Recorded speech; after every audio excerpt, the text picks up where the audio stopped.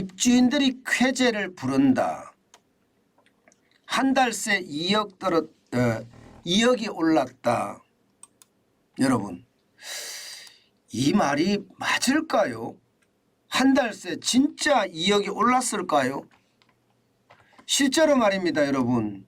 시장을 보면 그렇습니다. 그렇습니다. 여러분, 이거 한번 보세요. 이거를 보시면 여러분들도 놀라실 거예요.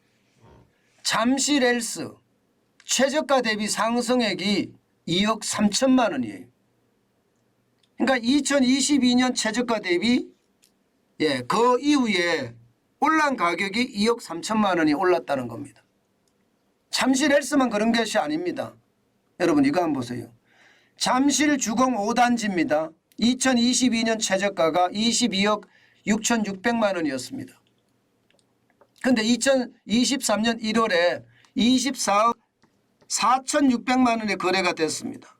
차이가 1억 8천만 원 차이가 나죠.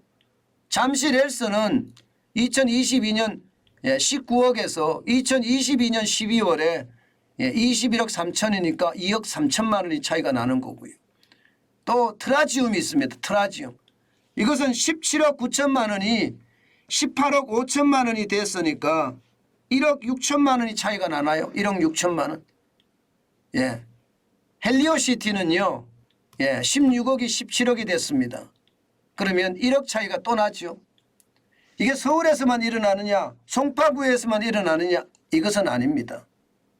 여러분 실제로 말입니다. 과천시 레미안 슈르 2022년 최저가가 12억이었습니다. 최근 국토부 실거래가 시스템에서 1월에 14억 2천만 원이에요. 그러면 2억 2천만 원이 올라간 건가요?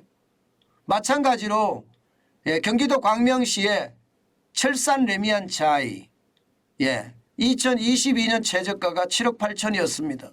최근 실거래가는 9억이에요. 그러면 얼마나 올랐나요? 1억 2천만 원이 올랐나요? 오르고 있죠. 뭔가 오르고 있습니다. 집값이. 집값이 오르고 있습니다. 저는 이것을 보면서요. 그런 생각을 했어요. 뭔가 부동산 시장의 분위기는 달라진다. 이렇게 말입니다.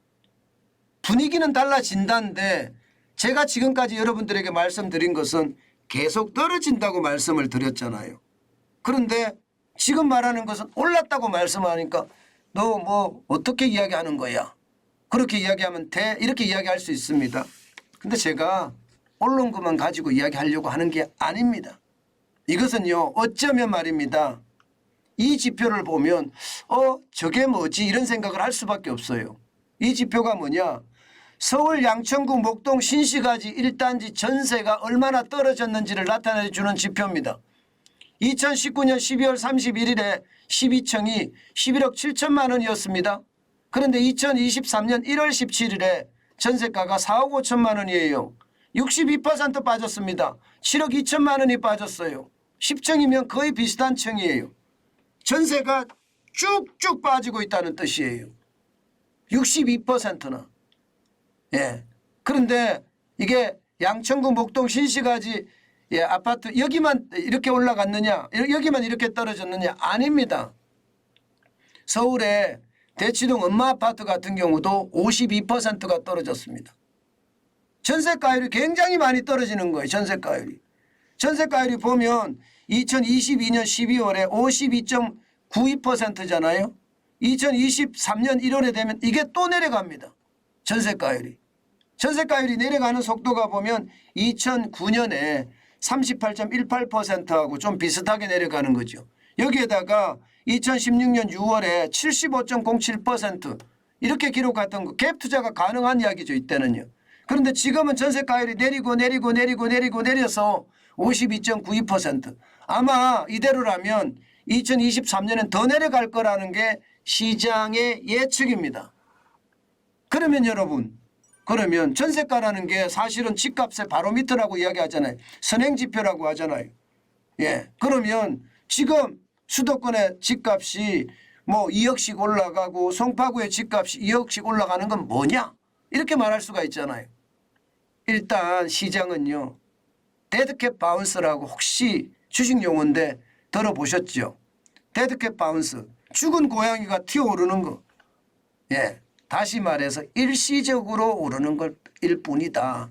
이렇게 시장은 현재까지는 읽고 있습니다. 2억이 올랐다고 하더라도 집값 바닥을 찍은 것이 아니고요. 예, 집주인이 쾌재 이렇게 해놓고 제가 물음표를 써놓는 게 이 쾌재가 아닐 수도 있다는 이야기를 제가 말씀드리는 겁니다. 시장에는요, 이게 어떻게 될지 더 두고 봐야 되지만 본격적인 반등은 아니다. 데드캣 바운스 정도로 이해하는 것이 좋다. 뭐 이렇게 이야기합니다. 규제 완화 효과가 있기는 있습니다. 일시적으로 반등 효과가 있을 수는 있다. 그러나 전체적으로 전세가가 이렇게까지 떨어지고 미분양이 많아지고 금리는 여전히 높고요. 여기에다가 마지막 주택 구입 부담 지수는 지금 그 어느 때보다 높다. 214.6이잖아요. 그렇다 그러면 이것은 일시적인 반등에 불과한 것은 아닌가. 그렇게 지금 시장은 읽고 있습니다. 2억이 올랐다고 하더라도요.